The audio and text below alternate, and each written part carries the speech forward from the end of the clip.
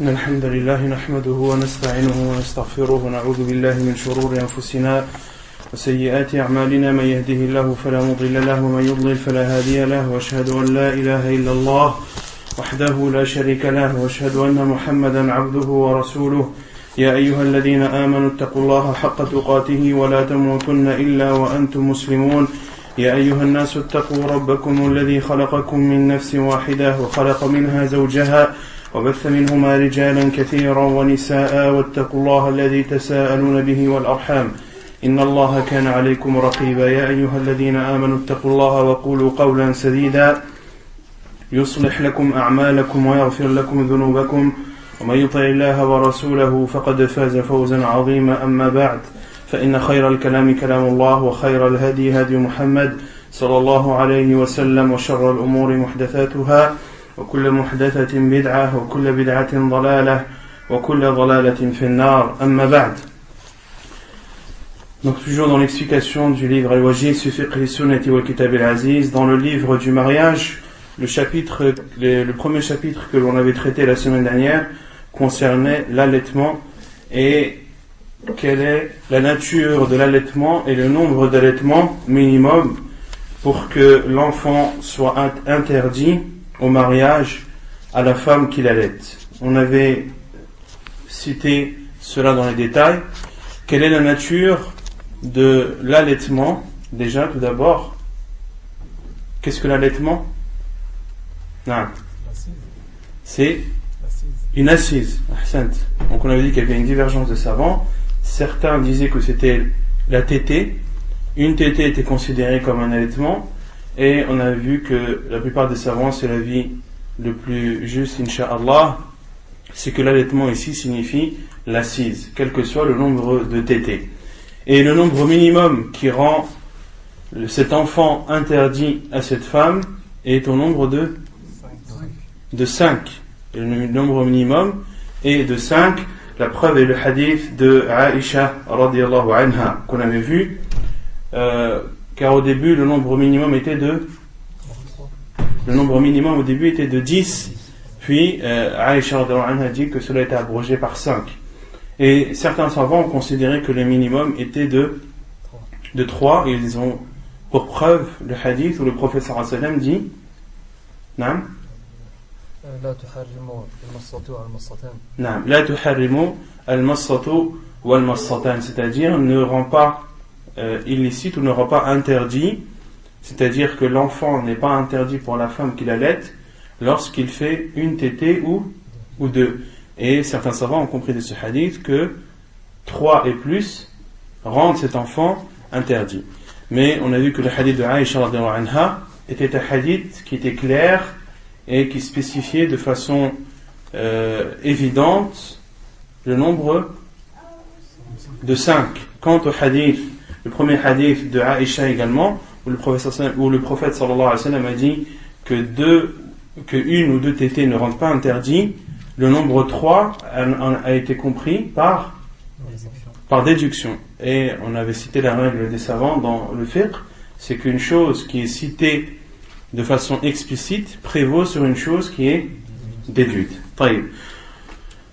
Ensuite, on avait donné 2 conditions pour que l'allaitement soit considéré comme valide. Quelles sont ces conditions? Naam? Il y a combien de conditions déjà? J'ai dit 2, mais peut-être que c'est faux. Ça arrive à tout le monde de se tromper. Non. Une condition qui est que l'allaitement ait lieu pendant les 2 premières années du nourrisson. Et certains savants ont considéré n'ont pas considéré ces 2 ans, mais ont considéré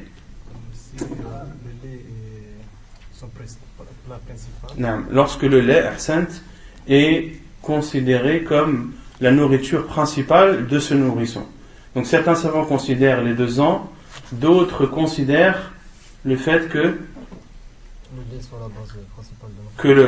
l'allaitement soit fait obligatoirement durant les 2 années, les 2 premières années, car Allah subhanahu wa ta'ala a dit liman arada an yutimma ar-rada'a, pour celui qui veut compléter L'allaitement, une femme qui veut allaiter de façon complète son enfant, elle doit l'allaiter pendant 2 ans. Le maximum est de 2 ans. Et ensuite, on a parlé des femmes qui nous sont interdites de façon temporaire ou ponctuelle ou de façon non illimitée. Qu'est-ce que cela signifie lorsque l'on dit ponctuelle? C'est-à-dire qu'elles sont dans une situation qui ne nous permet pas de les marier, mais quand leur situation aura changé, on pourra se marier avec eux. C'est-à-dire, c'est une femme qui est dans une situation particulière qui fait que tu n'as pas le droit de te marier avec elle.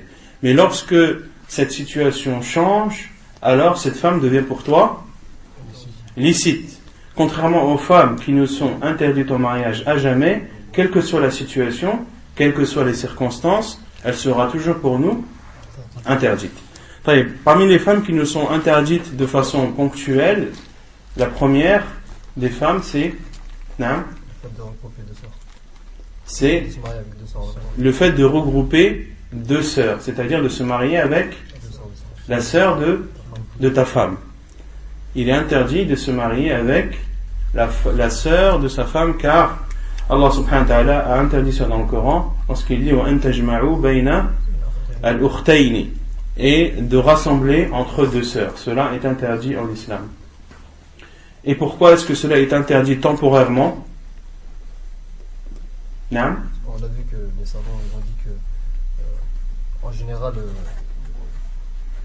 ma question c'est pourquoi, d'où le terme, comment est-ce qu'on comprend le sens temporaire? Pourquoi est-ce que cette femme, la sœur de ta femme, ne serait pas une femme avec qui tu n'as pas le droit de te marier à jamais? On va avoir de la haine entre les sœurs. Non, c'est pas ça la question. Non. il y a un facteur qui fait qu'on ne peut pas la marier, c'est-à-dire que ma question c'est la sœur de ta femme, tu n'as pas le droit de te marier avec elle temporairement. Ce n'est pas une femme qui t'est interdite au mariage à jamais. Pourquoi? Parce que si on divorce de notre femme, on peut se marier avec sa sœur. Car la sœur de ta femme est dans une situation, elle est la sœur de ta femme tant que tu es marié avec ta femme. À partir du moment où tu divorces de ta femme, ce n'est plus ta femme. Donc tu as le droit de te marier avec sa sœur. Autrement dit, tu n'as pas le droit de te marier avec la sœur de ta femme tant que tu es marié à ta femme. Et à partir du moment où tu n'es plus marié à ta femme, dans ce cas, il t'est autorisé de te marier avec sa sœur. Ensuite, on avait dit qu'il était interdit de rassembler également de se marier avec la tante de ta femme, que ce soit la tante paternelle ou maternelle, car le prophète sallallahu alayhi wa sallam a interdit cela lorsqu'il dit la yujma'u bayna al-mar'ati wa 'ammatiha wa la bayna al-mar'ati wa khalatiha. Il est interdit, où on ne rassemble pas entre une femme et sa tante paternelle et entre une femme et sa tante maternelle. Et on avait cité la sagesse de cela, qui est la sagesse de l'interdiction de se marier avec la sœur de sa femme ou avec la tante de sa femme, car en général il y a des tensions entre les deux épouses, et l'islam est une religion qui accentue l'importance de nouer les liens de parenté, de ne pas les couper, et le fait de se marier avec la sœur de ta femme ou la tante de ta femme pourrait créer de la discorde entre elles, et cela pourrait amener à ce que le lien de parenté soit rompu entre elles. Ensuite, la troisième catégorie de femmes qui nous est interdite de façon temporaire, la femme en période de Idda. La femme en période de Idda, mais avant, la femme mariée. La femme mariée, ahsan. La femme mariée, qui est appelée dans la langue du Coran al-muhsanat, celles qui sont préservées, c'est-à-dire les femmes mariées. Donc il t'est interdit de te marier avec une femme qui est déjà mariée ou une femme qui est dans sa période de Idda. Sauf, on avait cité une exception à cela, sauf les prisonnières de guerre, où il est autorisé de se marier avec elles, même si elles étaient auparavant mariées avec des associateurs. Et on avait cité le hadith à ce sujet. Ensuite, la troisième femme, ou plutôt la quatrième catégorie de femmes qui nous est interdite au mariage de façon temporaire, c'est non, la femme divorcée 3 fois. La femme avec qui tu as divorcé 3 fois de suite, il t'est interdit de te marier avec elle de façon temporaire. Et à quel moment as-tu le droit de te remarier avec elle? Non? Fadal. Après qu'elle soit mariée et divorcée d'un mariage sincère. Non, après qu'elle se soit mariée d'un mariage sincère et que le mariage ait été consommé. Et que le mariage ait été consommé, et ce n'est que dans ce cas-là que tu auras le droit de te remarier avec ta femme. Ensuite, la cinquième catégorie de femmes avec qui nous est interdit de nous marier, non, la femme la fornicatrice. La fornicatrice. Car cela est interdit. Allah subhanahu wa ta'ala a dit وَالزَّانِيَةُ لَا يَنْكِحُهَا إِلَّا زَانٍ أَوْ مُشْرِكٍ. Et la fornicatrice ne se marie ou on ne la marie qu'à un fornicateur ou à un associateur. Et elle est interdite au mariage de façon temporaire jusqu'à ce qu'elle se repente. Et lorsqu'elle proclame se repentir et s'abstient de son péché, car pour que le repentir soit accepté chez Allah subhanahu wa ta'ala, il faut tout d'abord s'abstenir du péché, ensuite le regretter, et ensuite avoir l'intention de ne plus le refaire. Ne plus le refaire, c'est quoi la troisième condition? La première, c'est de s'abstenir. La seconde, c'est de regretter, car le professeur Hassan a dit An-nadamu tawbah, le regret, c'est un repentir. Et la troisième condition, c'est quoi? Pas revenir sur l'ancien péché. Non? Pas revenir sur l'ancien péché. De ne pas revenir sur l'ancien péché. Vous êtes d'accord avec cette troisième condition? Ça veut dire que celui qui refait un péché dans lequel il s'est repenti, son premier repentir n'est pas accepté. C'est vrai ou c'est faux? Donc la troisième condition, c'est quoi? C'est avoir la conviction et la volonté de ne plus recommencer. Ce sont les 3 conditions pour qu'un repentir soit accepté. Et beaucoup posent comme troisième condition le fait qu'il ne doit plus recommencer. Ne plus recommencer, ce n'est pas une condition du repentir, car si tu fais de cela une condition du repentir, lorsqu'une personne retombe dans le péché, son premier repentir n'est pas accepté. Or, si tu dis que la troisième condition, c'est d'avoir la volonté de ne plus recommencer, son repentir est accepté, car des personnes se repentent et sont sincères dans leur repentir, s'abstiennent, regrettent et ont la volonté, la conviction de ne plus recommencer. Mais il peut arriver un moment où leur foi baisse, où ils sont dans une situation difficile qui fait qu'ils retombent dans ce péché. Dans ce cas, lorsqu'il retombe, il doit refaire un autre repentir, mais cela n'influe pas sur son premier repentir. Et ceci montre la miséricorde d'Allah subhanahu wa ta'ala envers ses serviteurs. Allah subhanahu wa ta'ala montre la miséricorde qu'il a envers ses serviteurs. Et dans un hadith, le prophète sallallahu alayhi wa sallam a cité que Allah subhanahu wa ta'ala sourit à celui qui se repent, puis retombe dans le péché, puis se repent, puis retombe dans le péché. Et Allah subhanahu wa ta'ala dit à ses anges, informés à ce serviteur que je lui pardonne, car il sait qu'il y a un Seigneur, plutôt un Dieu, qui pardonne les péchés. Et les savants ont expliqué ce hadith du prophète sallallahu alayhi wa sallam. Lorsque cet homme retombait dans le péché, cela lorsqu'il se repentait, il faisait un repentir sincère, mais retomber dans le péché, non pas pour s'amuser, non pas par délaissement, ou pour se moquer de la religion, ou pour s'amuser avec le repentir, etc. Non, à chaque fois qu'il se repentait, c'était un repentir sincère. Et Allah subhanahu wa ta'ala connaissait cela de lui, c'est pour ça qu'il a dit فَإِنَّهُ يَعْلَمُ أَنَّ لَهُ رَبًّا يَغْفِرُ الذُّنُوبَ أو كما قال صلى الله عليه وسلم. Et il sait qu'il a un Seigneur qui pardonne ses péchés, car lorsque tu reviens vers Allah subhanahu wa ta'ala, Allah, lorsque tu vas vers Allah subhanahu wa ta'ala, Allah va vers toi. Taïb. Donc, la fornicatrice, il t'est interdit de te marier avec elle, sauf si elle se repent. Et il en est de même pour le fornicateur. Il n'est pas autorisé à une femme de se marier avec un fornicateur, avec celui qui fait la fornication, jusqu'à ce qu'il se repente. Cela n'est pas propre à la fornicatrice, mais cela vaut à la fois pour le fornicateur comme pour la fornicatrice. Et on avait cité le hadith de Mathrad radiyallahu anhu, le hadith qu'on avait cité avec la version de At-Tirmidhi rahimahullah. Ensuite, on avait parlé du chapitre des mariages nuls et invalides. Le premier de ces mariages est celui qui est appelé Ash-Shirar.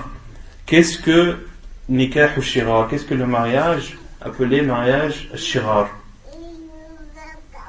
Non. C'est les gens qui s'échangent des filles.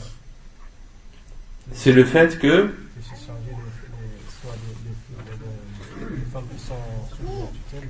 C'est le fait qu'un homme, que deux hommes se disent, voilà, je te marie ma fille et tu me maries. Je te marie à ma fille si toi tu me maries à la tienne, ou je te marie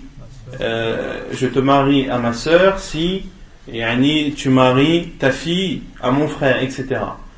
Cela est interdit en islam. Le prophète a dit la shirara fil islam, il n'y a pas de shirar en islam, et cela est interdit car dans la plupart des cas c'est un mariage forcé pour la fille, car qui décide de qui se marie avec la femme? Est-ce que dans ce cas c'est la femme ou c'est le tuteur?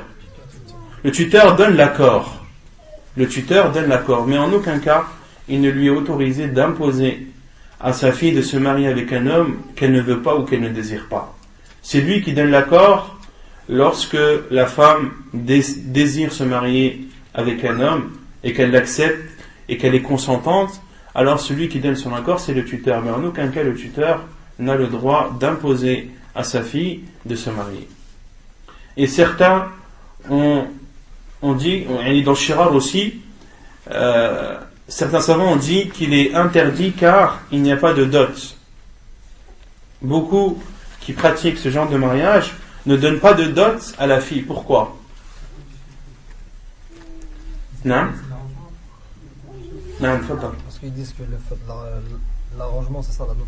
Non. Car ils disent que l'arrangement c'est une dot en lui-même. C'est-à-dire le fait que lui déjà lui donne sa fille et que l'autre lui donne sa fille, c'est déjà un don. Donc il n'y a plus lieu de donner une dot. Et ceci est une offense envers la femme. Est une deuxième offense envers la femme. La première, le fait de lui imposer, et la seconde, de ne pas lui donner la dot. Mais même dans le cas où la dot est donnée et fixée, l'avis le plus sûr des savants, c'est que cela est interdit. Car le professeur Hassan a dit là, Shirar l'a fait l'islam, et il n'a pas donné de spécification à savoir si c'est un mariage avec dot ou sans dot. Le professeur Hassan a interdit de façon globale. Ensuite, on a parlé du deuxième type de mariage qui est invalide et nul et interdit, c'est nikah al-muhallil ou nikah al-tahlil al-muhallil, le mariage de l'autorisation. Autrement dit, c'est la personne divorcée. Non? La personne divorcée qui fait un rangement pour marier sa femme.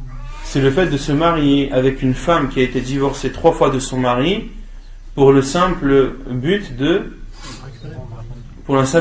pour le premier mari de récupérer sa femme. Donc c'est un mariage qui n'est pas sincère, et que la condition soit dite de façon claire, ou que celui qui fait ce mariage en ait seulement l'intention.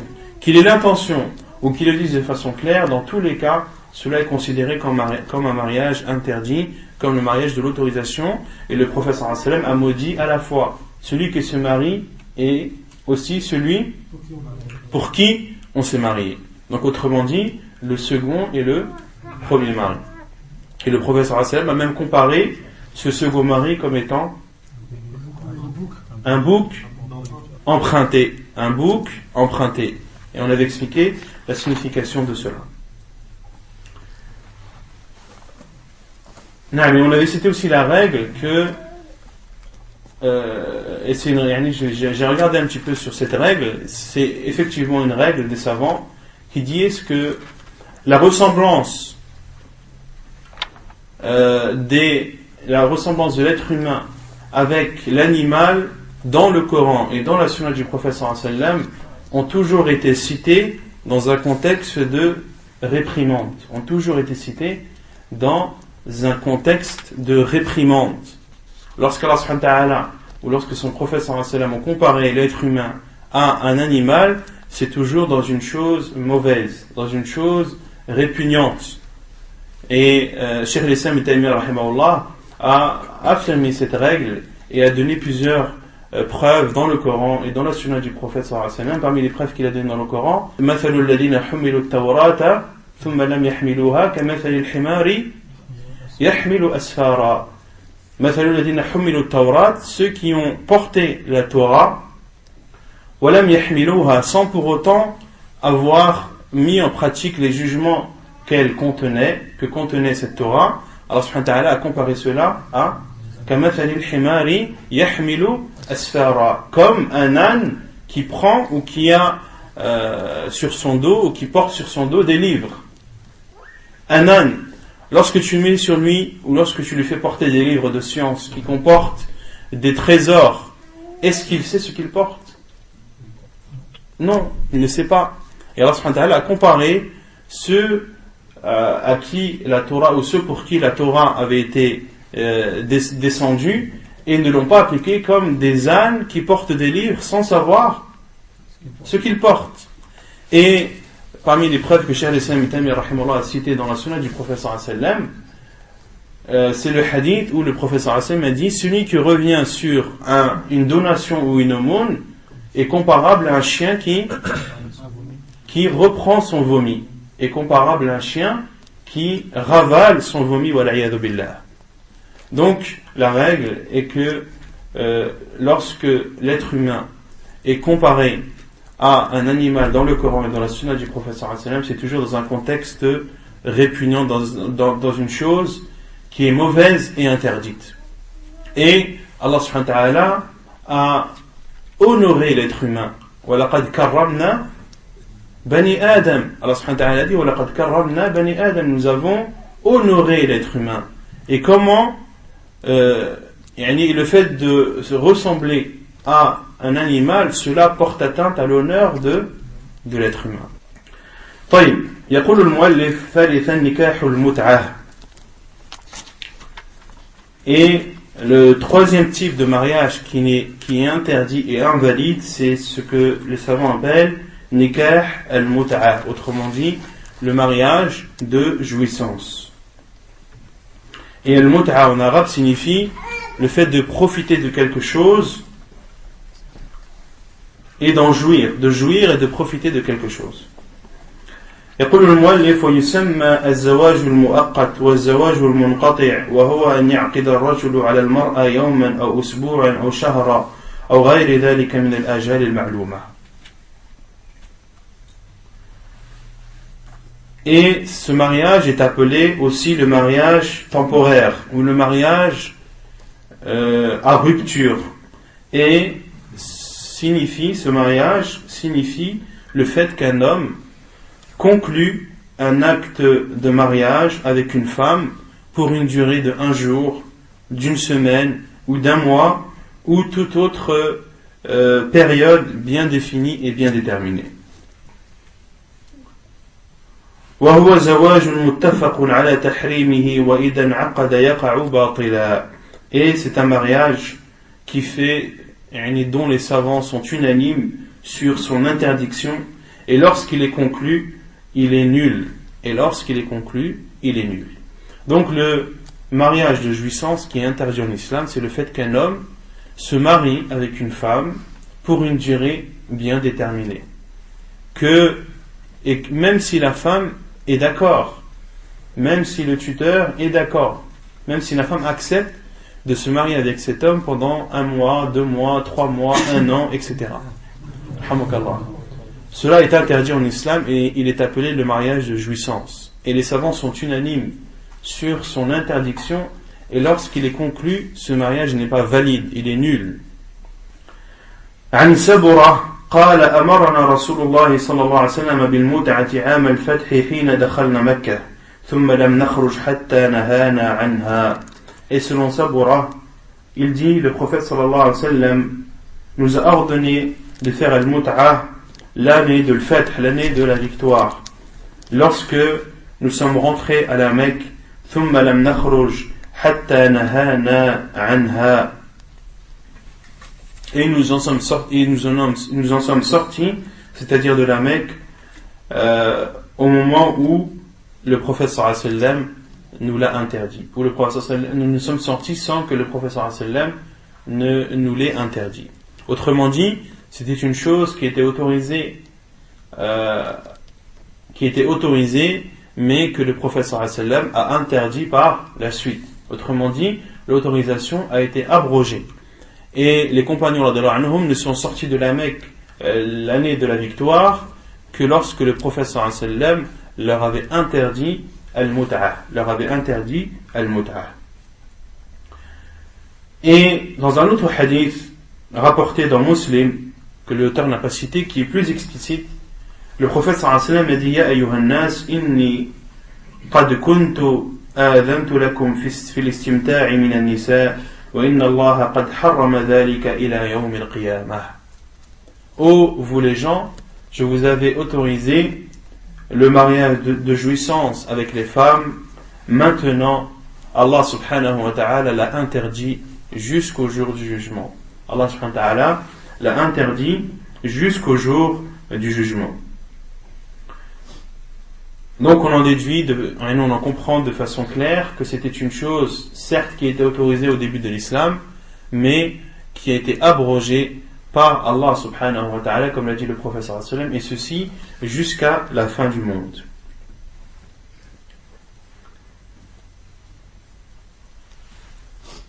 Et les savants disent que pourquoi est-ce qu'il est interdit? Car il va à l'encontre des préceptes du mariage, car le fait de te marier, comme Allah subhanahu wa ta'ala a dit: wa min ayatihi an khalaqa lakum min anfusikum azwajan litaskunu ilayha. Allah subhanahu wa ta'ala a dit, et parmi ces signes, c'est qu'il a créé de vous et pour vous des femmes pour que vous viviez en tranquillité avec elles. Donc parmi les buts du mariage, c'est de vivre avec son épouse et de la côtoyer. Et Allah subhanahu wa ta'ala dit: وَجَعَلَ بَيْنَكُمْ مَوَدَّةً وَرَحْمَةً. Et il a fait entre vous, ou il a créé entre vous de l'affection et de la miséricorde.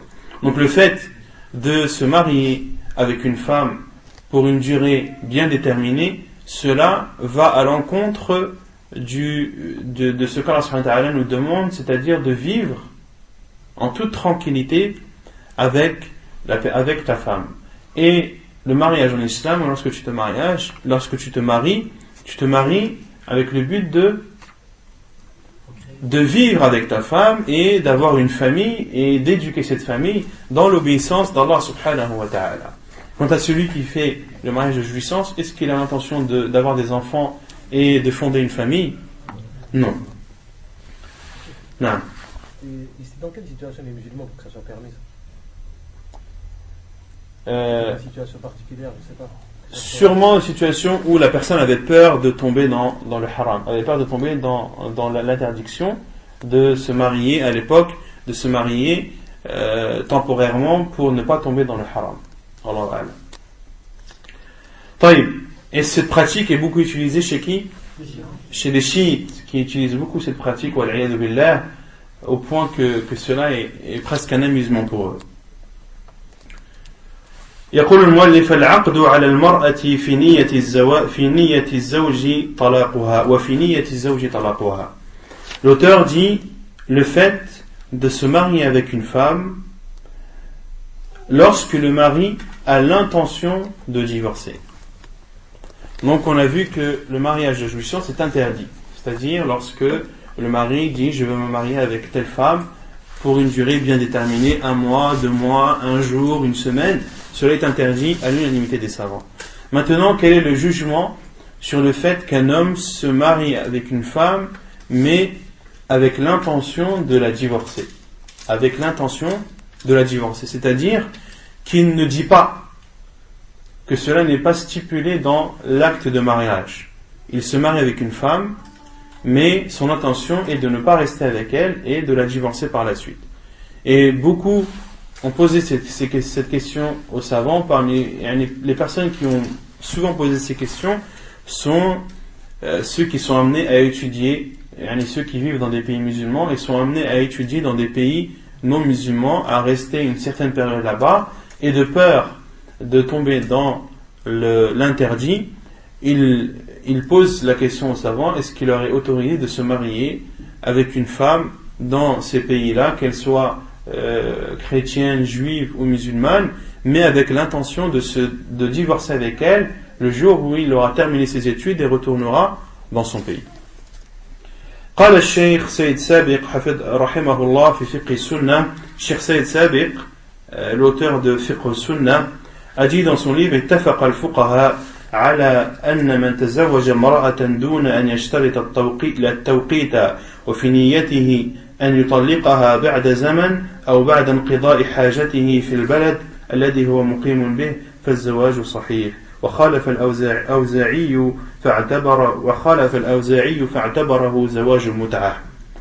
Donc Sayyid Sabiq a dit dans son livre Fiqh al-Sunnah que les juristes, les fuqaha, sont d'accord sur le fait que celui qui se marie avec une femme sans pour poser comme condition une période bien déterminée, mais tout en ayant l'intention de la divorcer après un certain temps, ou après qu'il ait fini ce qu'il a à faire dans le pays où il vit temporairement, alors le mariage est valide.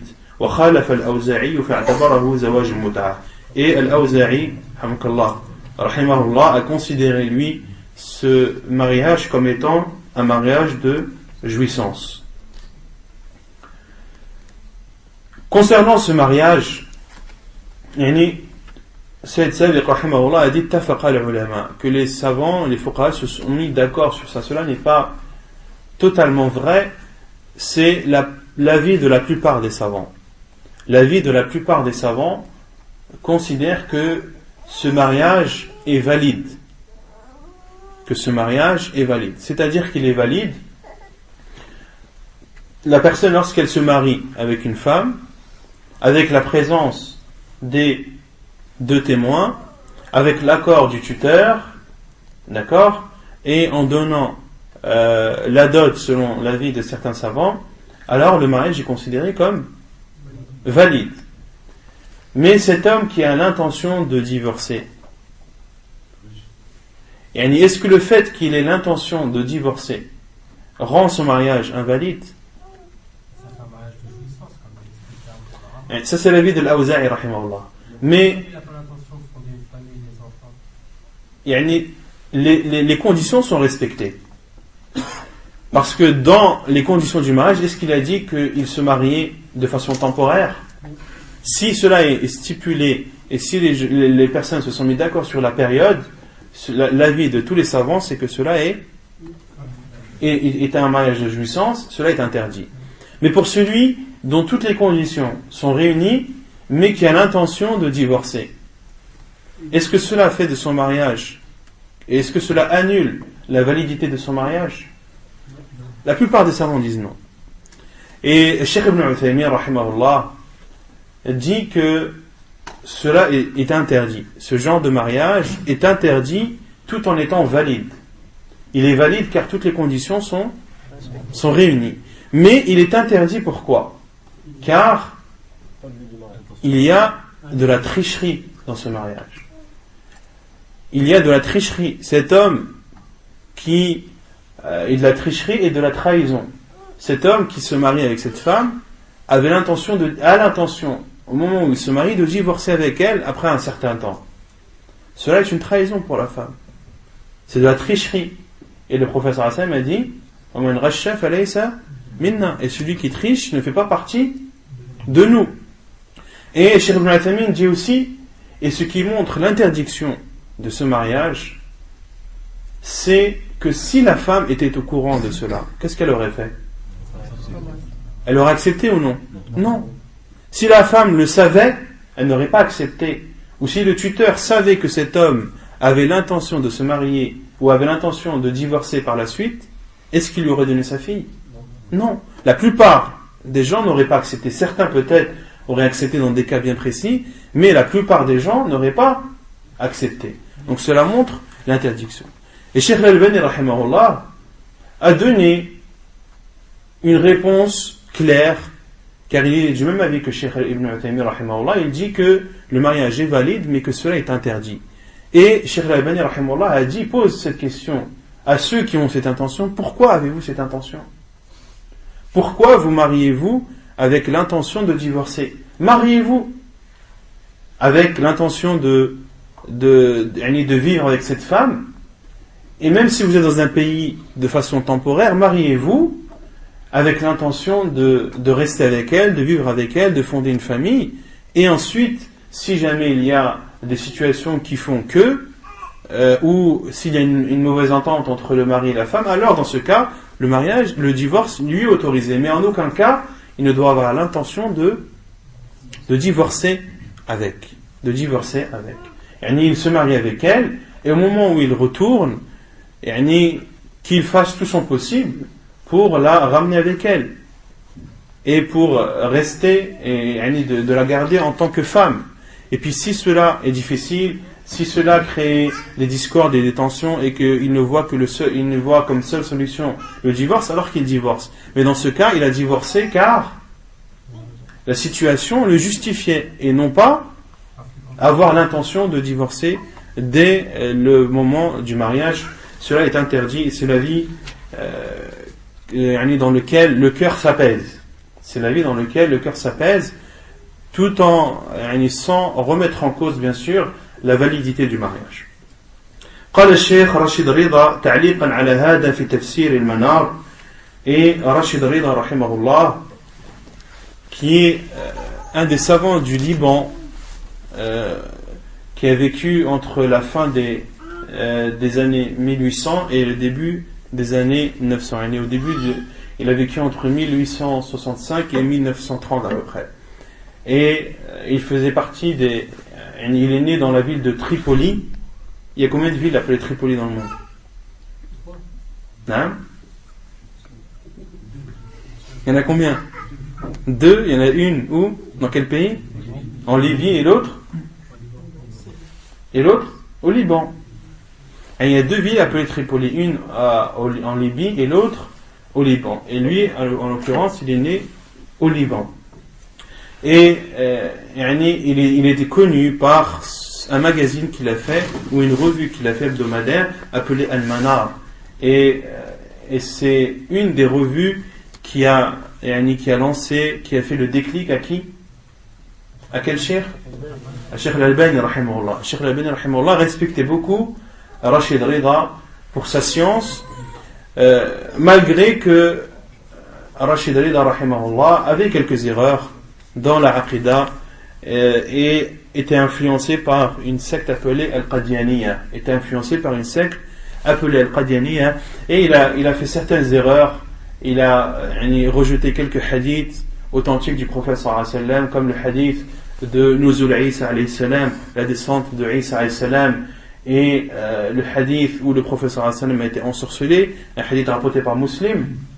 Et Cheikh Muqbil en l'occurrence a fait un livre où il répond justement à Rashid Rida rahimahullah sur le fait qu'il renie le hadith du sihr rapporté dans Sahih Muslim. Cheikh Muqbil rahimahullah a fait un livre sur cela.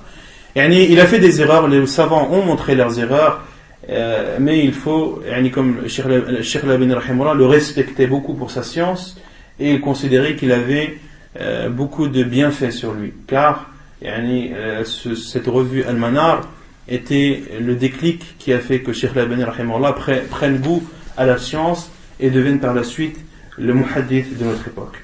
Donc Cheikh Rashid Rida rahimahullah a dit dans son livre Tafsir al-Manar, donc il a aussi écrit un livre où il explique le Coran, appelé Tafsir al-Manar, où il dit هذا وإن تشديد علماء السلف وإن تشديد علماء السلف والخلف في منع المتعة يقتضي منع النكاح بنية الطلاق وإن كان الفقهاء يقولون إن العقد يكون صحيحا إذا نوى الزوج التوقيت ولم يشترطه في صيغة العقد ولكن كتمانه إياه يعد خداعا وغشا وهو أجدر بالبطلان من العقد الذي يشترط فيه التوقيت الذي يكون بالتراضي بين الزوج والمرأة ووليها ولا يكون فيه من المفسدة إلا العبث بهذه الرابطة العظيمة التي هي أعظم الروابط البشرية وإيثار التنقل في مراتع الشهوات بين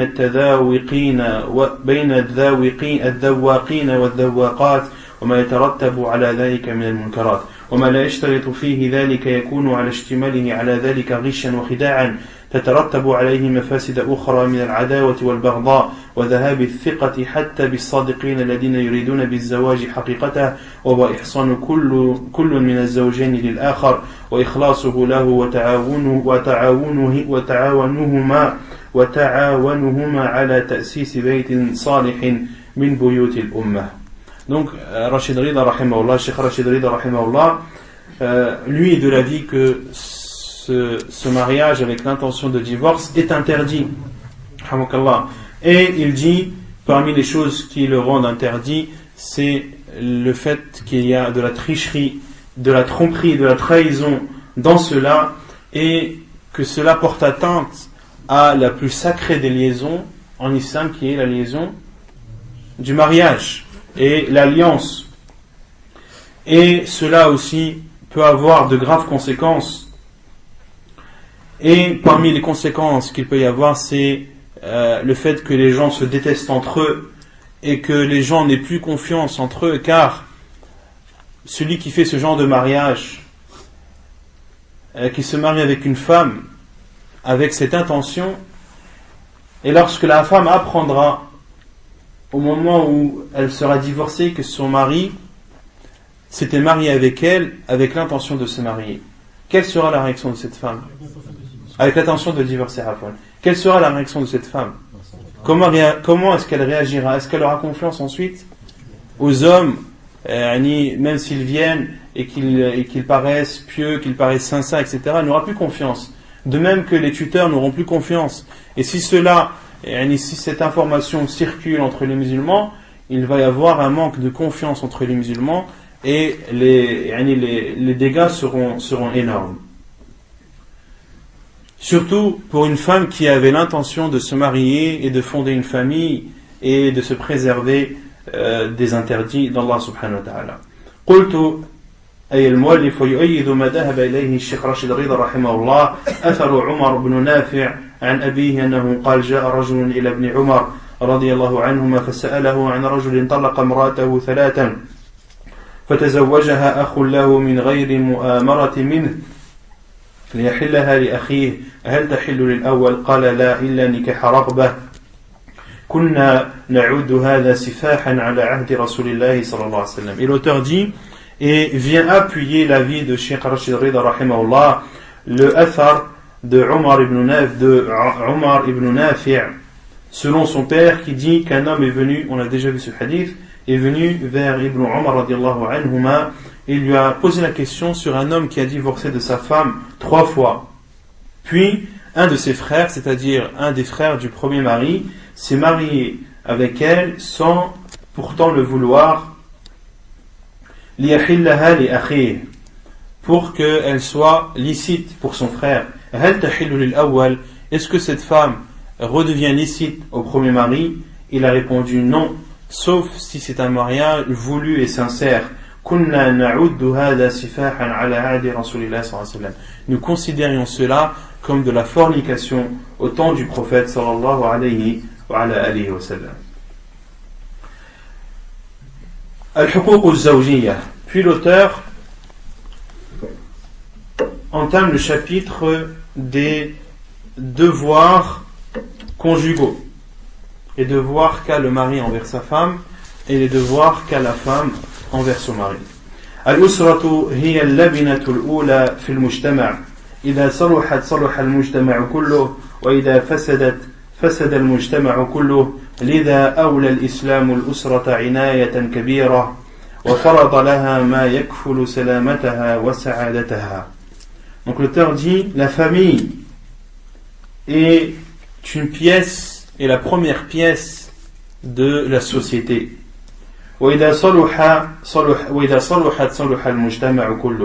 lorsque la famille est pieuse, est bien, est bonne, alors devient pieuse la société et elle devient droite et juste. Et lorsque la famille dévie du droit chemin et est mauvaise, et bien cela aura pour conséquence que la société également sera mauvaise, car la société est composée de quoi? De famille. لذا أولى الإسلام الأسرة عناية كبيرة وفرض لها ما يكفل سلامتها وسعادتها.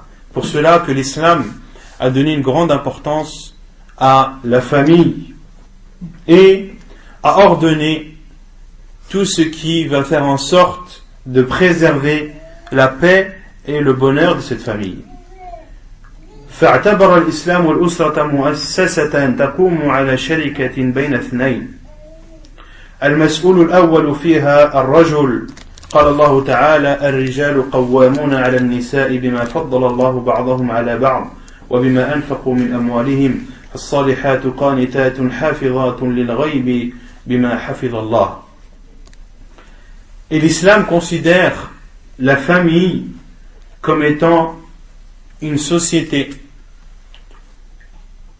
qui est bâtie par deux associés.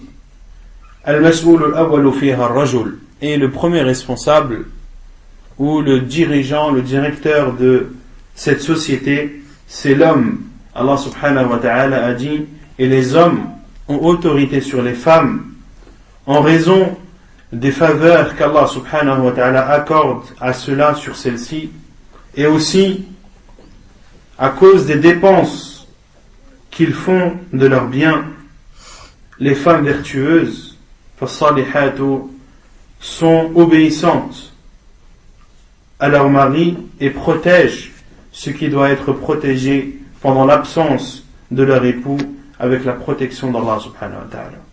Donc Allah azza wa jalla dans ce verset dit que l'homme a autorité sur la femme et aussi ce qui fait que l'homme est considéré comme la première personne, le premier responsable, le directeur de cette société, c'est le fait qu'Allah subhanahu wa ta'ala lui ait donné autorité, mais aussi parce que c'est cet homme qui doit subvenir aux besoins de sa famille et qui doit dépenser de son argent et de ses biens pour le bien fondé et pour que sa famille ne soit pas dans le besoin.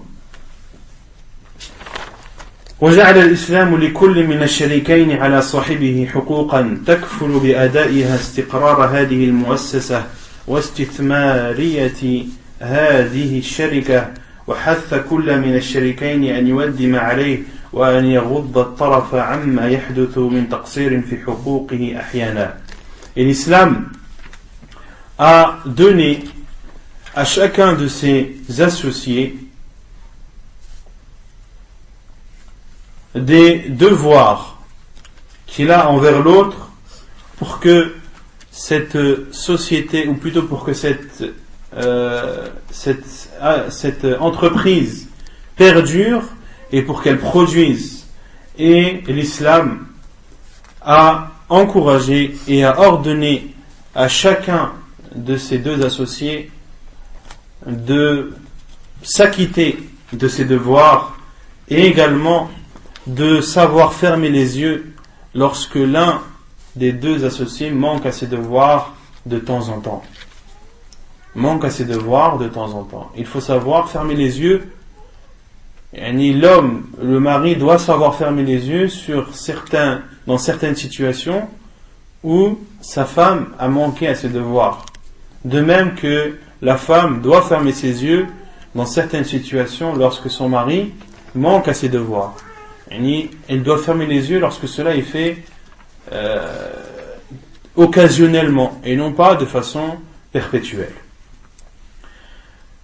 Ensuite, donc l'auteur, après avoir donné cette métaphore d'avoir comparé la famille à une société composée de deux associés, et que chacun de ces deux associés a des devoirs envers l'autre, il définit, ou plutôt il sépare cela en deux chapitres.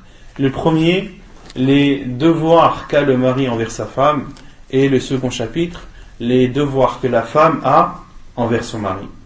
Haqqul mar'ati 'ala ar-rajul, les droits de la femme envers son mari, ou on peut dire aussi les devoirs du mari envers sa femme. Les droits que la femme a envers son mari ne sont autres que les devoirs que son mari a envers sa femme. يقول الله تعالى ومن آياته أن خلق لكم من أنفسكم أزواجا لتسكنوا إليها وجعل بينكم مودة ورحمة.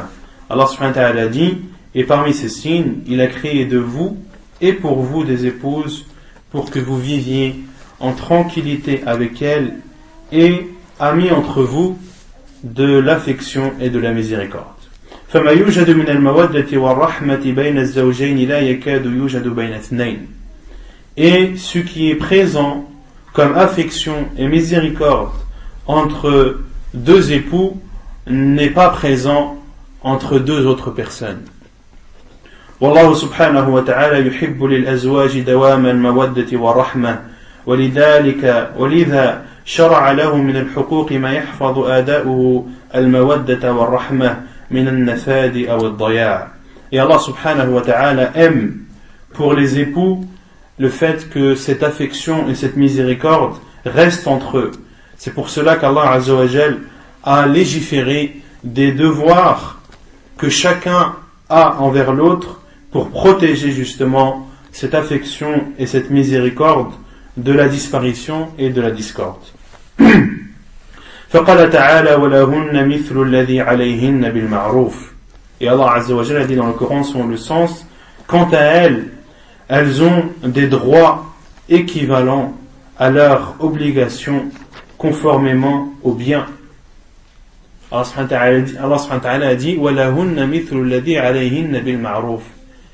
Quant à elles, c'est-à-dire les femmes, elles ont des droits équivalents à leurs devoirs dans le bien. Autrement dit, la femme a des devoirs envers son mari, mais elle a l'équivalent de ses devoirs comme droits. Les devoirs qu'elle a, ce sont aussi des droits qu'elle a. وهذه الكلمة على إيجازها جمعت ما لا يؤدى بالتفصيل إلا في سفر كبير. Et cette phrase, malgré le fait qu'elle soit courte, elle rassemble ce qui pourrait être expliqué très très longuement. فهي قاعدة كلية ناطقة بأن المرأة مساوية للرجال في جميع الحقوق. Et cette règle globale montre que la femme a les mêmes, ou plutôt est égale à l'homme dans l'ensemble des devoirs. إلا أمرا واحدا عبر الله عنه بقوله وللرجال عليهن درجة. Sauf dans un cas qu'Allah subhanahu wa ta'ala a cité lorsqu'il dit selon le sens, mais les hommes ont une prépondérance sur elles. Les hommes ont une prépondérance sur les femmes. Et cette prépondérance, elle a été expliquée dans l'autre verset, le premier que l'on a cité, الرجال قوامون على النساء بما فضل الله بعضهم على بعض وبما أنفقوا من أموالهم. Et cette prépondérance qu'ont les hommes sur les femmes, quelle est sa nature? Elle se compose de deux choses. La première, l'autorité qu'Allah subhanahu wa ta'ala a donnée à l'homme, et la seconde chose, c'est le fait que l'homme subvient et dépense de ses biens et de son argent pour son épouse ou envers son épouse. Ce sont les deux choses qui expliquent la prépondérance de l'homme vis-à-vis de la femme. وقد أحال في معرفة ما لهن وما عليهن على المعروف بين الناس ومعاشراتهم ومعاملاتهم في أهليهم وما يجري عليه عرف الناس هو تابع لشرائعهم وعقائدهم وآدابهم وعاداتهم فهذه الجملة تعطي الرجل ميزانا يزن به معاملته لزوجه في جميع الشؤون والأحوال فإذا هم بمطالبتها بأمر من الأمور تذكر أنه يجب عليه مثله بإزائه ولهذا قال ابن عباس رضي الله عنهما إني لأتزين لامرأتي كما تتزين لي. Et Allah subhanahu wa ta'ala dans ce verset dirige et donne des directions et fait comprendre aux hommes que les droits qu'il a sur sa femme sont également les devoirs qu'il a envers elle et vice versa. Et lorsqu'il demande à sa femme une chose, qu'il sache qu'elle a le droit elle aussi de demander la même chose. Et il a cité la preuve, la parole d'Ibn Abbas radiyallahu anhuma lorsqu'il dit Inni la atazayyanu limra'ati kama tatazayyanu li. Je m'embellis pour ma femme comme elle s'embellit pour moi. Si tu demandes à ta femme de se faire belle pour toi, fais en sorte de te faire beau pour elle. Et lorsque tu demandes des choses à ta femme, fais en sorte de lui offrir et de lui accorder ce que toi tu demandes. Ainsi doit être l'homme avec son épouse. Ce doit être une relation à double sens et non pas à sens unique. Car ce qui explique beaucoup de problèmes conjugaux, c'est le fait que l'homme manque au devoir qu'il a envers sa femme ou que sa femme manque au devoir qu'elle a envers son mari. فالمسلم الحق يعترف بما لزوجته عليه من الحقوق كما قال الله تعالى ولهن مثل الذي عليهن بالمعروف. Donc le musulman véritable, le vrai musulman, c'est celui qui reconnaît les devoirs qu'il a, ou plutôt celui qui reconnaît les droits que sa femme a sur lui. Comme Allah subhanahu wa ta'ala dit وَلَهُنَّ مِثْلُ الَّذِي عَلَيْهِنَّ بِالْمَعْرُوفِ. Quant à elles ont des devoirs équivalents à leur obligation dans le bien. وكما قال النبي صلى الله عليه وسلم ألا إن لكم في نسائكم حقا ولنسائكم عليكم حقا. Et comme l'a dit le prophète sallallahu alayhi wa sallam dans un hadith jugé bon rapporté par At-Tirmidhi ibn Majah, où il dit sachez que vous avez des droits envers vos femmes et que vos femmes ont des droits envers vous. والمسلم الواعي يحاول دائما أن يؤدي لزوجه حقها غير ناظر في حقه استوفاه أم لا. Et le musulman fervent, celui qui est motivé à offrir à son épouse une vie conjugale paisible, fait toujours en sorte de s'acquitter des devoirs qu'il a envers son épouse sans regarder si son épouse, elle, s'acquitte de ses droits ou non. لأنه حريص على دوام المودة والرحمة بينهما, car il a la volonté et la motivation de préserver cette affection et cette miséricorde entre eux. كما أنه حريص على تفويت الفرصة على الشيطان الذي يحرش بينهما ليفترقا. De même qu'il est motivé également à éloigner ou à ne donner aucune opportunité au diable pour qu'il tente de le séparer de son épouse.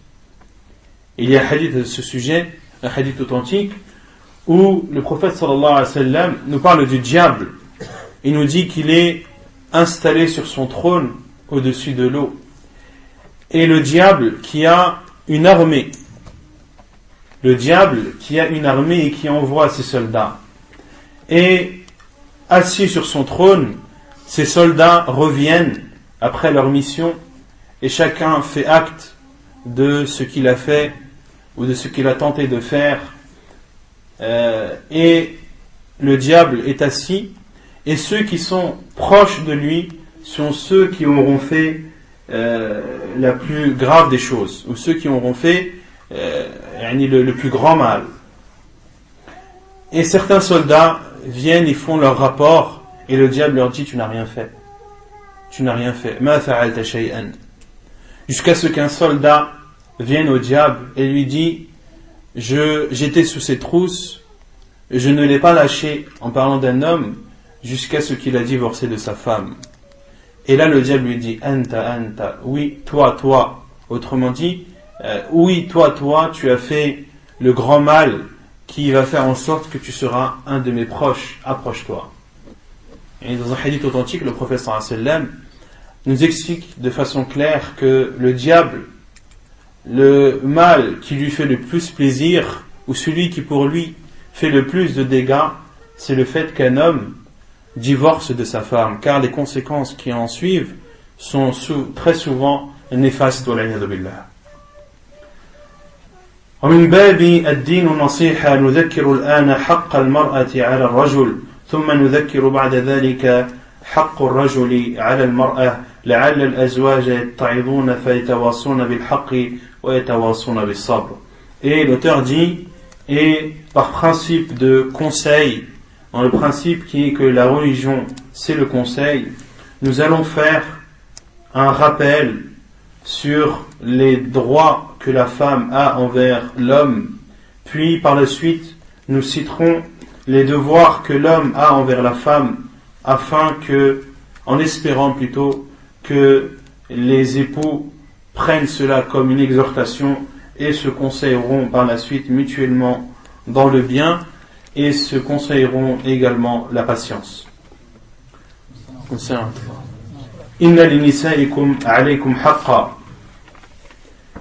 Il y a dans vos femmes, ou plutôt vos femmes ont des droits sur vous. وأول ذلك أن يعاشر الرجل المرأة بالمعروف لقوله تعالى وعاشروهن بالمعروف. Et le premier de ces droits, c'est le fait que l'homme offre à sa femme une vie conjugale paisible dans le bien, car Allah subhanahu wa ta'ala dit وعاشروهن بالمعروف, et comportez-vous avec elles, vivez avec elles de façon correcte et dans le bien. وذلك بأن يطعمها إذا طعم ويكسوها إذا اكتسى ويؤدبها إذا خاف نشوزها بما أمر الله أن يؤدب به النساء. Et qu'est-ce que le fait de bien se comporter avec elle? C'est de la nourrir lorsque tu te nourris, de la vêtir lorsque tu te vêtis, et de l'éduquer lorsque tu as peur qu'elle dépasse ou qu'elle s'élève au-dessus, ou plutôt que lorsque tu as peur qu'elle s'élève et qu'elle transgresse les limites, de l'éduquer selon les préceptes que Allah subhanahu wa ta'ala a ordonné dans le Coran quant à l'éducation des femmes. بأن يعظها موعظة حسنة من غير سب ولا شتم ولا تقبيح. Et cette éducation, parmi cette éducation, il y a le fait de l'exhorter, de lui parler d'une façon correcte, sans l'insulter, sans la charrier, ni sans manquer à son honneur. فإن أطاعت وإلا هجرها في الفراش. Et si elle obéit ou si elle revient à la vérité après cette exhortation, alors tant mieux, sinon alors qu'il se sépare d'elle du lit. فإن أطاعت وإلا ضربها في غير الوجه ضربا غير مبرح لقوله تعالى واللاتي تخافون نشوزهن فعظوهن واهجروهن في المضاجع واضربوهن فإن أطعنكم فلا تبغوا عليهن سبيلا إن الله كان عليا كبيرا. ولقوله صلى الله عليه وسلم وقد سئل ما حق زوجة أحدنا عليه فقال أن تطعمها إذا طعمت وأن تكسوها إذا اكتسيت. Vous avez d'aktasait avec le lien? Dans la première édition, il n'y a pas le lien. وتكسوها إذا اكتسيت وتضرب الوجه ولا تضرب الوجه ولا تقبح ولا تهجر إلا في البيت. Et la parole du prophète sallallahu alayhi wa sallam dans un hadith authentique rapporté par Abu Daoud et Ibn Majah, où le prophète sallallahu alayhi wa sallam a été questionné sur les droits qu'une femme a sur son mari, et le prophète sallallahu alayhi wa sallam a dit: c'est de la nourrir lorsque tu te nourris, c'est de la vêtir lorsque tu te vêtis, et ne frappe pas le visage, ne l'insulte pas, et ne te sépare pas d'elle dans la maison, ou ne te sépare d'elle que dans la maison, et ne te sépare d'elle que dans la maison. Allah subhanahu wa ta'ala dit: wahjuruhunna fi al-madaji', et séparez-vous d'elle dans les lits. Ce n'est pas parce que tu as un différend avec ton épouse que tu prends ta valise et que tu loues une chambre d'hôtel ou que tu retournes chez tes parents. Non. Lorsque tu te sépares de ta femme, si elle n'écoute pas ou si elle ne veut pas revenir à la vérité, sépare-toi d'elle du lit et reste dans la maison, ne sors pas de la maison, car le prophète sallallahu alayhi wa sallam a dit: wala tahjur illa fil bayt, et ne te sépare de ta femme que dans ta maison. وإن من مظاهر اكتمال الخلق ونمو الإيمان الخلق وإن من مظاهر اكتمال الخلق ونمو الإيمان أن يكون المرء رفيقا رقيقا مع أهله كما قال النبي صلى الله عليه وسلم: أكمل المؤمنين إيمانا أحسنهم خلقا وخياركم خياركم لنسائهم. Et ce qui montre le summum du bon comportement et l'augmentation de la foi, c'est le fait qu'un homme soit doux et gentil avec son épouse, comme l'a dit le prophète sallallahu alayhi wa sallam: le plus complet des croyants, ou les croyants qui ont la foi la plus complète, ce sont ceux qui ont le meilleur comportement, et les meilleurs d'entre vous sont ceux qui sont les meilleurs avec leurs épouses. Hadith jugé bon rapporté par At-Tirmidhi. فإكرام المرأة دليل الشخصية المتكاملة وإهانتها علامة على الخسة واللؤم.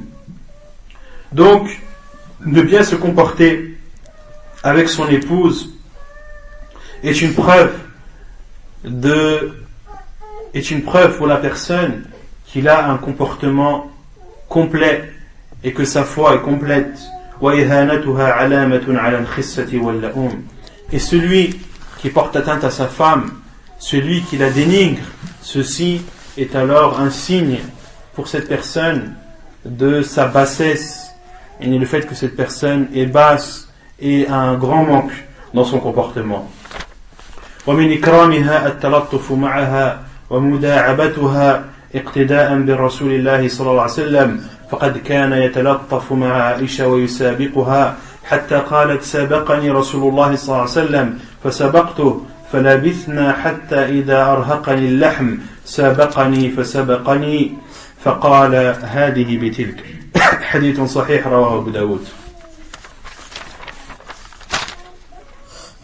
Et parmi les moyens qui font que tu te comportes de la meilleure des façons avec ton épouse, c'est le fait d'être gentil avec elle et de t'amuser avec elle. Et ceci en prenant pour exemple le prophète sallallahu alayhi wa sallam, car il était doux avec Aïcha radiallahu anha et courait avec elle au point qu'elle ait dit: Sabaqani Rasulullah sallallahu alayhi wa sallam fa sabaqtuh. Le prophète sallallahu alayhi wa sallam a demandé à Aïcha radiallahu anha de faire une course avec lui.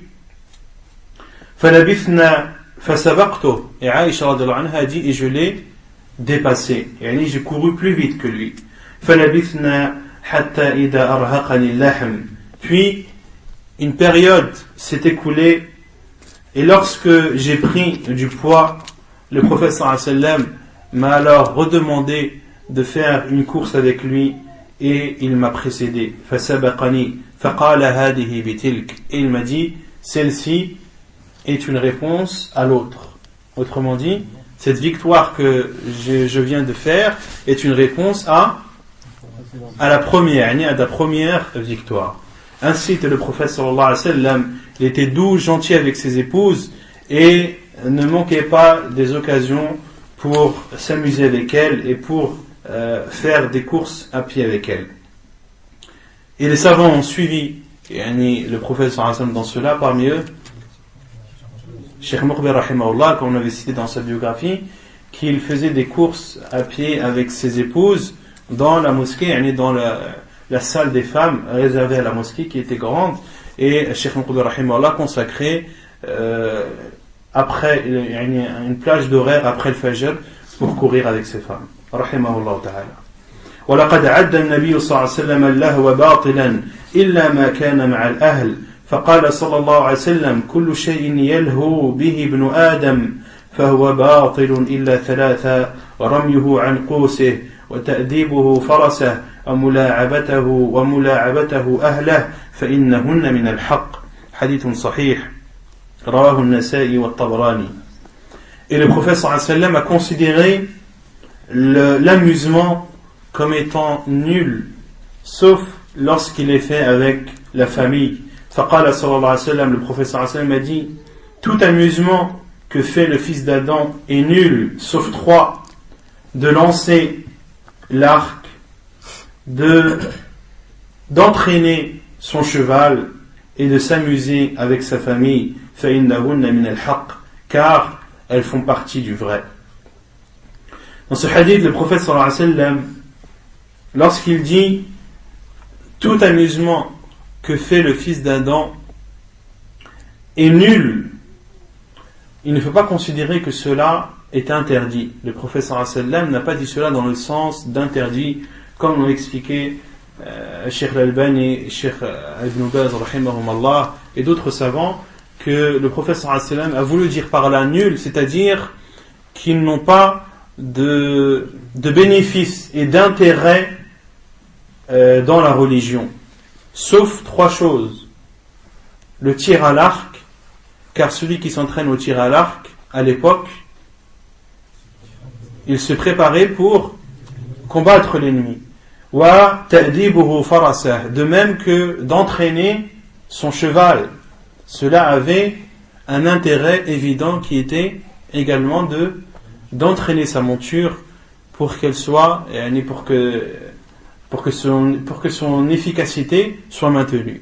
Et le prophète sallallahu alayhi wa sallam a dit la troisième chose: wa muda'abatuhu ahlah, et le fait de s'amuser avec sa famille, que ce soit sa femme ou ses enfants, car l'intérêt est aussi ici clair et évident et permet de maintenir cette affection et cette miséricorde qu'il y a entre le mari et sa femme, et entre le mari et sa famille de façon générale. Et quant aux autres types d'amusement, comme le disent les savants, comme le fait de courir, le prophète sallam a couru, le fait de faire des courses à pied, ou le fait de faire des concours de soulèvement d'objets ou autres, où tout ce qui est amusement est autorisé en islam, à condition que cela ne comporte pas des désobéissances à Allah subhanahu wa ta'ala, et à condition que cela ne dévie pas la personne ou ne fait pas que la personne néglige ses prières. ثانيا ومن حق المرأة على الرجل, donc le premier droit que la femme a sur son mari, c'est le fait qu'il se comporte avec elle de la meilleure des façons, qu'il soit doux, gentil avec elle, et qu'il prenne le temps de s'amuser avec elle.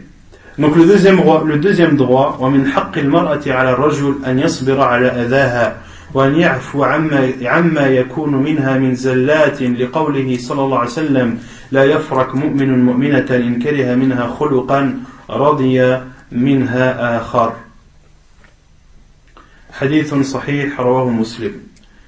Et le deuxième droit que la femme a envers son mari, c'est le fait que son mari patiente sur le mal que pourrait faire sa femme et de pardonner à sa femme ce qui pourrait émaner d'elle comme erreur ou déviation. Et qawlihi sallallahu alayhi wa sallam, la preuve et la parole du prophète sallallahu alayhi wa sallam, qu'un croyant ne s'énerve pas envers une croyante s'il déteste en elle certains comportements, il en accepte et en agrée d'autres. Donc, le deuxième droit que la femme a envers son mari, c'est qu'il patiente sur les défauts qu'elle a ou sur les manquements qu'elle pourrait faire. وقال صلى الله عليه وسلم استوصوا بالنساء خيرا فإنهن خلقن من ضلع أو من ضلع وإن أعوج ما في الضلع أو في الضلع أعلاه رحمك الله فإن ذهبت تقيمه كسرته وإن تركته لم يزل أعوج فاستوصوا بالنساء خيرا وقال بعض السلف اعلم أنه ليس حسن الخلق مع المرأة كف الأذى عنها بل تحمل الأذى منها والحلم على طيشها وغضبها اقتداء برسول الله صلى الله عليه وسلم فقد كانت نساؤه يراجعنه وتهجره إحداهن اليوم إلى الليل. مختصر منهاج القاصدين. Minhaj al-Qasidin, qui est l'auteur du livre Minhaj al-Qasidin? Personne connaît? Al-Imam Ibn Qudama al-Maqdisi.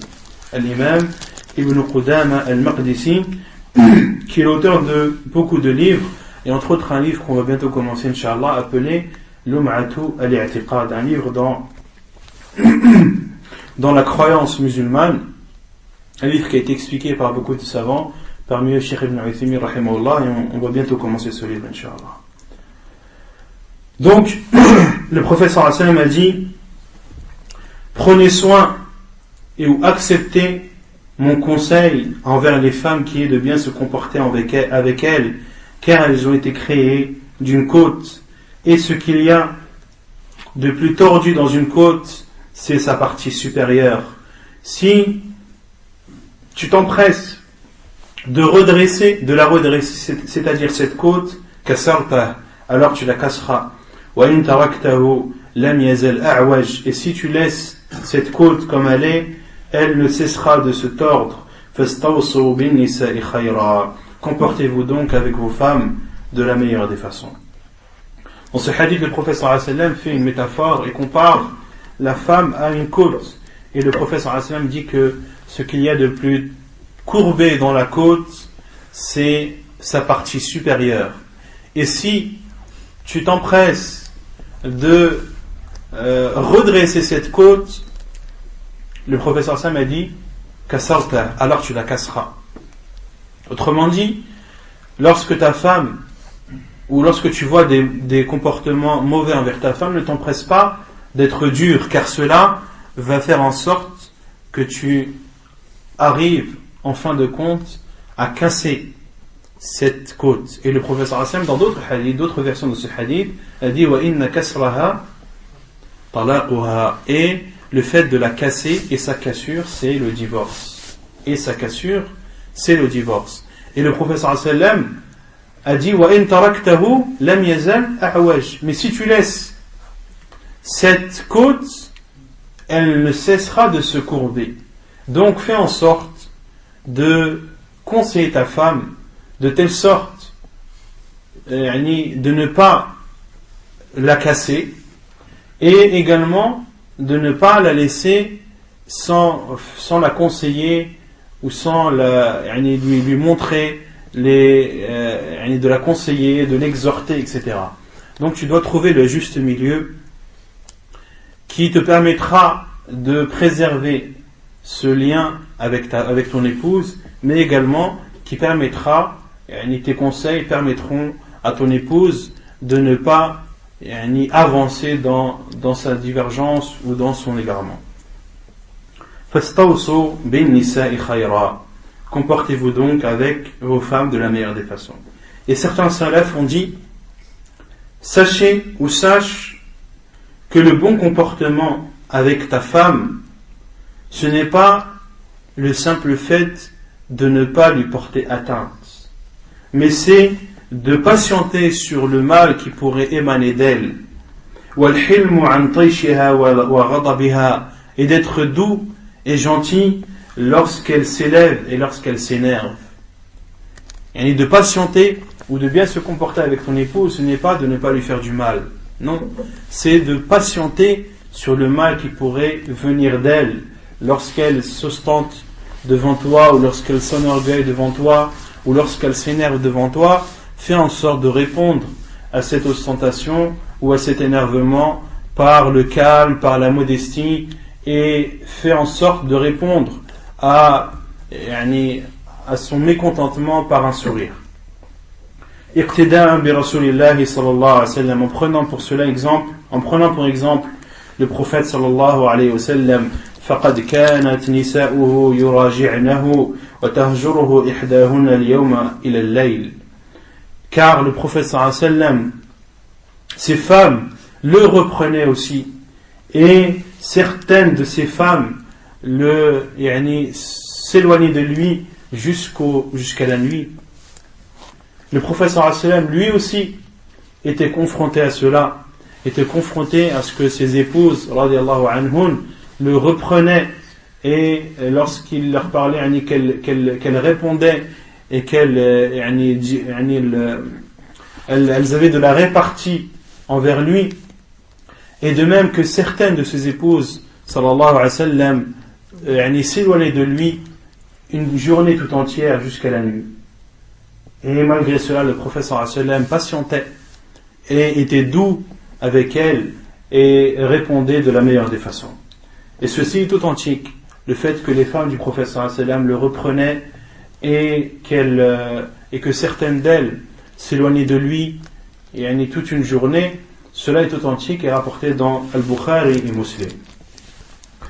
ثالثا ومن حق المرأة على الرجل أن يصونها ويحفظها من كل ما يخدش شرفها ويثلم عرضها ويمتهن كرامتها فيمنعها من السفور ويحول بينها وبين الاختلاط بغير محارمها من الرجال كما عليه أن يوفر لها حصانة كفاية ورعاية وافية فلا يسمح لها أن تفسد في خلق أو دين ولا يفسح لها المجال أن تفسق عن أوامر الله ورسوله أو تفجر إذ هو الراعي المسؤول عنها والمكلف بحفظها وصيانتها لقول الله تعالى الرجال قوامون على النساء ولقول النبي صلى الله عليه وسلم والرجل راع في أهله وهو مسؤول عن رعيته. Et les droits également qu'a l'épouse envers son mari, c'est le fait qu'il la protège de tout ce qui pourrait lui porter atteinte à sa personne ou porter atteinte à son honneur. Et il doit l'interdire de sortir dévoilé et de montrer aux autres ce que ni Allah subhanahu wa ta'ala ni son prophète sallallahu alayhi wa sallam ne lui ont autorisé de montrer, et il doit faire en sorte également qu'elle ne se mélange pas avec les hommes qui lui sont autorisés au mariage. De même qu'il doit la protéger et faire en sorte qu'elle préserve son bon comportement et une religion droite, et également il ne doit pas mettre à sa disposition ce qui pourrait la dévier et faire en sorte qu'elle désobéisse à Allah et à son envoyé sallallahu alayhi wa sallam, car il est responsable de sa femme et doit la protéger. Et la preuve est la parole d'Allah subhanahu wa ta'ala, ar-rijalu qawwamuna 'ala an-nisa, les hommes ont autorité sur les femmes. Et le fait d'avoir autorité, ce n'est pas uniquement le fait d'avoir le dernier mot lorsqu'il y a une divergence sur un sujet, mais qui dit autorité dit responsabilité. Tu es donc responsable de ce que ta femme fait, tu es responsable de ses actes et tu auras des comptes à rendre, car le prophète sallallahu alayhi wa sallam a dit وَالرَّجُلُ رَاعٍ فِي أَهْلِهِ وَهُوَ مَسْئُولٌ عَنْ رَعِيَّتِهِ. Et l'homme est un berger dans sa famille et il est responsable de son troupeau. L'homme est considéré dans sa famille comme le berger et il est responsable de son troupeau. Donc autorité signifie avoir le dernier mot, être prépondérant, mais signifie aussi avoir une responsabilité vis-à-vis de son épouse. Donc les droits que la femme a sur toi, c'est de la protéger et de faire en sorte que tous les moyens adéquats soient mis à sa disposition pour qu'elle reste dans le sentier d'Allah subhanahu wa ta'ala et pour qu'elle s'acquitte de ses obligations et qu'elle délaisse tout ce qui pourrait rendre, ou plutôt tout ce qui rend Non? Non, tout ce qui pourrait attirer la colère d'Allah Azza wa Jal. ومن حق المرأة رابعا ومن حق المرأة على الرجل أن يعلمها الضروري من أمور دينها أو يأذن لها أن تحضر مجالس العلم فإن حاجتها لإصلاح دينها وتزكية روحها ليست أقل من حاجتها إلى الطعام والشراب الواجب بذلهما لها وذلك لقول الله تعالى يا أيها الذين آمنوا قوا أنفسكم وأهليكم نارا وقودها الناس والحجارة والمرأة من الأهل ووقايتها من النار بالإيمان والعمل الصالح والعمل الصالح لا بد له من العلم والمعرفة حتى يمكن أو حتى يمكن أداؤه والقيام به على الوجه المطلوب شرعا. Et le quatrième droit que la femme a envers son mari, c'est que son mari doit lui enseigner les choses obligatoires de la religion et de lui autoriser le fait d'assister aux assises de science, car le besoin qu'elle a pour rectifier sa religion et pour purifier sa personne et son âme n'est pas moindre que son besoin de boire et de manger que son mari doit lui offrir. Autrement dit, le fait que la femme soit pieuse, apprenne sa religion et obéit à Allah subhanahu wa ta'ala et délaisse les interdits, et le besoin que la femme a de purifier son âme et sa personne ne sont pas moindres que le besoin qu'elle a, ou ce besoin d'apprendre et de se purifier n'est pas moindre que le besoin qu'elle a de boire et de manger. Or, de boire et de manger, c'est un devoir qu'a le mari envers sa femme. Le mari doit subvenir aux besoins de sa femme, doit la nourrir, et il doit aussi faire en sorte qu'elle puisse se purifier sa personne, purifier son âme, apprendre sa religion et connaître les obligations qu'Allah subhanahu wa ta'ala lui a faites. وذلك لقوله تعالى, et la preuve et la parole d'Allah subhanahu wa ta'ala, ô vous qui avez cru, préservez vos personnes et vos familles du feu dont le combustible sont les gens et les pierres. Et la femme fait partie de la famille, et de la préserver du feu se fait avec la foi et les actes pieux. Or, pour que les actes soient pieux, ils doivent être précédés de science et de connaissance, afin que cet acte pieux soit fait selon les préceptes de la religion. Car pour qu'un acte soit pieux, il faut qu'il soit sincère, mais il faut aussi qu'il soit en concordance avec la sunna du prophète sallallahu alayhi wa sallam. Or, un acte ne peut pas être en concordance avec la sunna du prophète sallallahu alayhi wa sallam sans qu'auparavant la personne ait la science et la connaissance de comment le prophète sallallahu alayhi wa sallam a accompli cet acte, et pour ainsi ou par la suite imiter le prophète sallallahu alayhi wa sallam dans cela. ونكتفي بهذا القدر وسبحانك اللهم وبحمدك أشهد أن لا إله إلا أنت أستغفرك وأتوب إليك.